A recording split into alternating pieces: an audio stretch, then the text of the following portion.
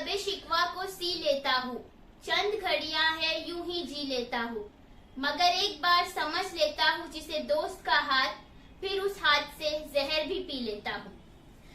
अगर आप Bollywood film industry में से जुड़े हुए लोगों के बारे में पढ़ेंगे तो आपको पहले के लोग हो या आज के लोग हो, उनका एक आपको कॉमन पैटर्न मिलेगा, एक बहुत ही लंबी लिस्ट मिलेगी जिसमें उनका एजुकेशन डिपार्टमेंट जो है वो बहुत कमजोर नजर आएगा। लेकिन याद रखिए, आपको उस लिस्ट में कादर खान साहब का नाम बिल्कुल भी नहीं मिलेगा। Post graduate in civil engineering, Kadar Khan साहब वॉज अ डिफरेंट, इसलिए भी क्योंकि उन्होंने एक बार दिलीप साहब को कहा था कि अगर आप मेरा थिएटर या मेरा प्ले देखना चाहते हैं तो टाइम पर आइएगा। उन्होंने ये भी कहा था कि आपको पर्दा उठने से पहले आना होगा और आप पर्दा गिरने के बाद ही जा सकते हैं। और उनका प्ले देखने के बाद दिलीप साहब ने उन्हें 2 फिल्मों के लिए साइन किया था, जिसमें से फर्स्ट थी बैराग और दूसरी थी सगीना मुहातो। तो आज के इस वीडियो में हम कादर खान साहब के बारे में तफसील से बात करेंगे।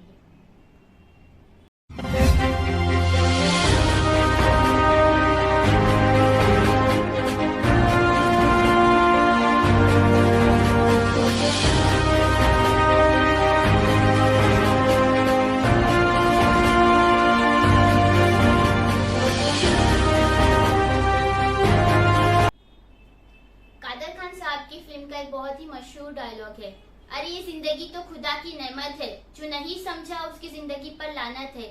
आधी से ज्यादा दुनिया गरीबी और भूख के लपेटे में लिपटी हुई है। कोई रोकर उसे बता देता है तो कोई हंसकर उसे छुपा देता है, मगर फिर भी खुदकुशी उसका हल नहीं है मेरे दोस्त। कादर खान साहब का जन्म 22 अक्टूबर 1937 को अफगानिस्तान की राजधानी काबुल में हुआ था। उनके वालिद अब्दुल रहमान खान और माँ इकबाल बेगम जो कि कादर खान जो थे उनके वालिदैन की चौथी संतान थे। कादर खान के जन्म से पहले उनके 3 बड़े भाई और थे, मगर उनकी 8 साल की उम्र होते हुए तक उनका इंतकाल हो चुका था। इस बात पर कादर खान की वालिदा का मानना था कि वो जो अफगानिस्तान की जमीन है वो उनके खानदान के लिए अशुभ है, इसलिए उन्होंने अपने शौहर को इसरार किया कि हम यहाँ से छोड़कर कहीं और चले जाते हैं। बिल आखिर उन्होंने मुंबई के एक रेड लाइट एरिया कमाटीपुरा को चुना। इस बस्ती में उन्होंने वहां रहना शुरू कर दिया, मगर बदकिस्मती से कुछ पर्सनल डिस्प्यूट के चलते कादर खान के वालिदैन का आपस में तलाक हो गया और वो अलग अलग रहने लगे। कादर खान के ननिहाल से उनके नाना और उनके मामू बॉम्बे आए और उन्होंने कादर खान की वालिदा से कहा कि एक औरत का बच्चे के साथ इस जगह पर अकेले रहना मुनासिब नहीं है, और उनकी वालिदा के ना चाहते हुए भी उनकी दूसरी शादी करा दी गई। दूसरी शादी से जो उनके वालिद थे उनके पास कामकाज नहीं था और ना ही वो कामकाज करने में दिलचस्पी रखते थे। ऐसे में इकबाल बेगम यानी कादर खान की वालिदा ने खुद अपने खानदान की जो जिम्मेदारी थी संभाली और उन्होंने अपनी बहुत ही मेहनत से उस घर को चलाया। मगर अफसोस कादर खान उस वक्त अपने वालिदा की चाहते हुए भी कोई मदद नहीं कर पा रहे थे। दूसरी तरफ जहां जिंदगी में बदहाली चल रही थी, उसी दौरान कादर खान ने अपनी पढ़ाई भी जारी रखी थी। कादर खान जो थे थिएटर वगैरह में, नाटक वगैरह में अदाकारी भी कर लिया करते थे। कादर खान की पढ़ाई तो चल रही थी, लेकिन वो अपनी वालिदा की मेहनत मुशक्कत करते देखना उन्हें बिल्कुल भी पसंद नहीं आता था। एक दिन दोस्तों ने उन्हें बताया कि मिल में काम करने के लिए 2-3 रुपए मिल रहे हैं, तो कादर खान ने सोचा कि वो भी वहां जाकर अपना कामकाज करके कुछ पैसे कमा लेते हैं। जैसे ही उन्होंने घर से निकलकर सीढ़ियों तक पहुंचे तो उनकी वालिदा ने पीछे से उन्हें रोक लिया और उन्होंने कहा कि मैं जानती हूँ तुम कहाँ जा रहे हो, लेकिन तुम्हारे इन 2-3 रुपयों से ये गरीबी दूर नहीं होने वाली है। अगर तुम्हें वाकई अपने घर की गरीबी दूर करनी है तो पढ़ो और खूब पढ़ो। उनकी वालिदा के जो ये अल्फाज थे वो कादर खान के दिलों में जा बसे और उन्होंने जो किताबें फेंकी थी उसे उठाकर दोबारा से पढ़ाई शुरू कर दी और आखिर जो थे इंजीनियरिंग की डिग्री मिलने तक पढ़ाई अपनी जारी रखी। इसी दौरान एक तरफ उनकी पढ़ाई चल रही थी तो दूसरी तरफ नाटक में भी वो काम कर रहे थे। एक दिन जब अपनी जिंदगी से परेशान हाल होकर कादर खान कब्रिस्तान पहुंचे तो वहां उनके चेहरे पर किसी ने टॉर्च की लाइट मारी और उन्होंने कादर खान को अपने पास बुलाया और उनसे कहा कि अब तुम ड्रामों में काम करोगे। कादर खान साहब ने हाँ कह दी और वहां से उनकी जिंदगी में पहला एक्टिंग असाइनमेंट उन्हें मिला। इस नाटक का नाम था मामक असरार। इसमें उन्हें एक राजकुमार का किरदार अदा करने का मौका मिला, इसलिए उन्हें 200 रुपए भी दिए गए थे। मामक असरार में कादर खान को मौका देने वाले जो शख्स थे उनका नाम था अशरफ खान। जो कि महबूब खान की फिल्म रोटी में भी काम कर चुके थे। कादर खान उन्हें अपनी जिंदगी में एक फरिश्ता मानते थे, क्योंकि वहां से जो थी उनकी जिंदगी में बदलाव आने शुरू हो गए थे। 10 साल की उम्र में कादर खान साहब को एक्टिंग करने का पहला मौका मिला और इसके बाद मंचों पर काम करने का सिलसिला चलता रहा। एक दिन जब कादर खान साहब अपने घर पहुंचे तो उनकी वालिदा खून की उल्टियां कर रही थी और एक पतीले में खून भर भर कर बाहर फेंक रही थी।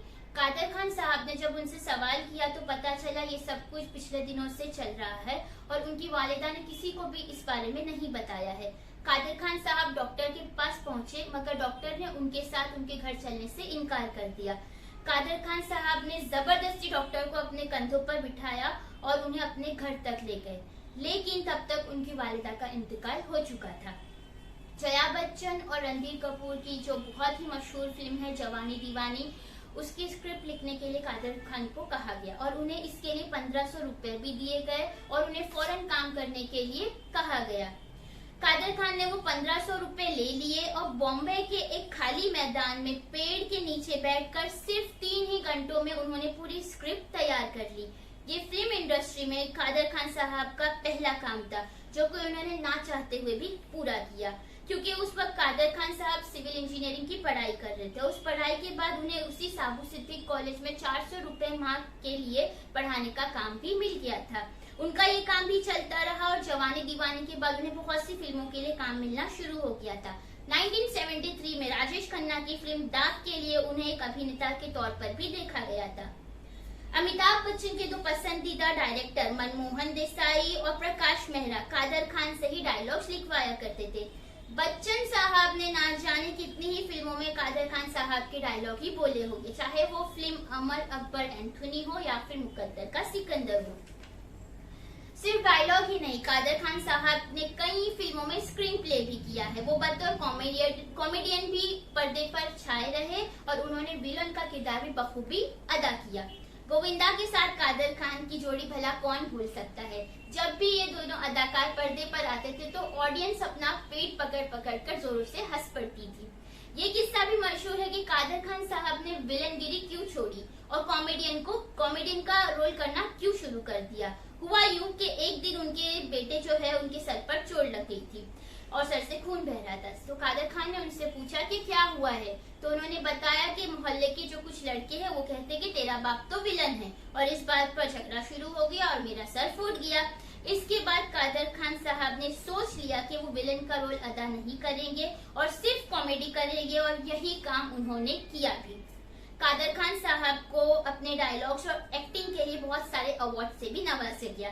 1982 में मेरी आवाज सुनो के लिए उन्हें बेस्ट डायलॉग का अवार्ड दिया गया। वहीं दूसरी तरफ 1991 में बाप नंबरी और बेटा 10 नंबरी में बेस्ट कॉमेडियन का फिल्म फेयर अवार्ड भी दिया गया। कादर खान साहब को पद्मश्री अवार्ड से भी नवाजा गया। कादर खान साहब मिड 70s और अर्ली 18 तक लगभग 4 फिल्मों में उन्होंने काम करते रहे। इसके बाद उन्होंने साउथ की जो रीमेक बनती थी हिंदी में, उसमें भी अपना हाथ आजमाना शुरू कर दिया था, जिसमें most of the time Jitendra उस फिल्मों में हीरो हुआ करते थे। साल 1981 में उनकी 14 फिल्में रिलीज हुई थी, जिसमें से कुछ में उन्होंने कैमियो किए थे और कुछ में उनका बहुत ही बड़ा रोल हुआ करता था। 70s और 80s के दशक में नेगेटिव किरदारों से लोगों के दिलों में उन्होंने अपना खौफ पैदा कर दिया था। कादर खान साहब ने अंत में फिल्म हिम्मत वाला से अपने करियर में कॉमेडी की शुरुआत की थी और लोगों को हंसाना शुरू कर दिया था। गोविंदा के साथ मिलकर उन्होंने राजा बाबू, अखियों से गोली मारे और कूली नंबर 1 जैसी फिल्मों में भी बहुत ही ज्यादा मजेदार रोल अदा किया था। इसके अलावा उन्होंने तकदीर वाला फिल्म में यमराज बनकर भी लोगों को खूब गुदगुदाने का काम किया था। उन्होंने अक्षय कुमार के साथ भी एक फिल्म की थी मिस्टर एंड मिसेस खिलाड़ी, जिसमें उनकी जोड़ी को बहुत ही ज्यादा सराहा गया था। कादर खान साहब ने एक अभिनेता और लेखक के तौर पर बेहतरीन काम किया था। 2000 के सन के बाद कादर खान साहब ने जो है बॉलीवुड में अपना कनेक्शन कम कर दिया था। इसका रीजन ये भी था कि 2000 के बाद जो कॉमेडी हुआ करती थी वो आउट ऑफ फैशन हो चुका था और उस वक्त उनकी उम्र भी 60 के ऊपर हो गई थी। अपने आखिरी समय में कादर खान साहब ने सांस लेने में दिक्कत का सामना शुरू कर दिया था और इसके इलाज के लिए वो कनाडा चले गए थे, जहां कुछ वक्त बिताने के बाद उनका 31 दिसंबर 2018 को इंतकाल हो गया था, जो कि वहां के समय के मुताबिक शाम 6 बजे और हिंदुस्तान के समय के मुताबिक 1 जनवरी सुबह 4 बजे कादर खान साहब जैसे जगमगाते सितारे ने इस दुनिया रुखसत फानी से अलविदा कह दिया था। कादर खान साहब के बारे में मैं जब भी सोचती हूँ तो मुझे कोई कमजोर, ज़ईफ या लाचार आदमी नजर नहीं आता है, बल्कि मुझे जफर नजर आता है, कुली का जफर, जिसे हम सब ने पर्दे पर देखा था और हम उनसे बहुत ही ज्यादा खौफजदा हो गए थे। भारतीय सिनेमा के इतिहास में कादर खान साहब जैसा कलाकार ना कोई था, ना कोई है और ना ही कभी हो सकता है। कादर खान साहब का नाम हमेशा फख्र से इंडियन फिल्म इंडस्ट्री में हमेशा लिया जाएगा।